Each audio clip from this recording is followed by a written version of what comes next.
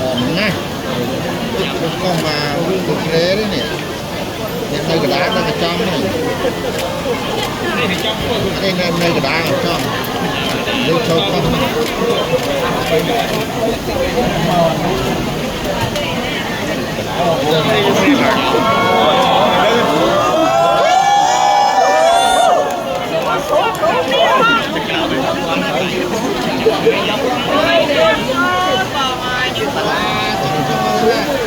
Linh hai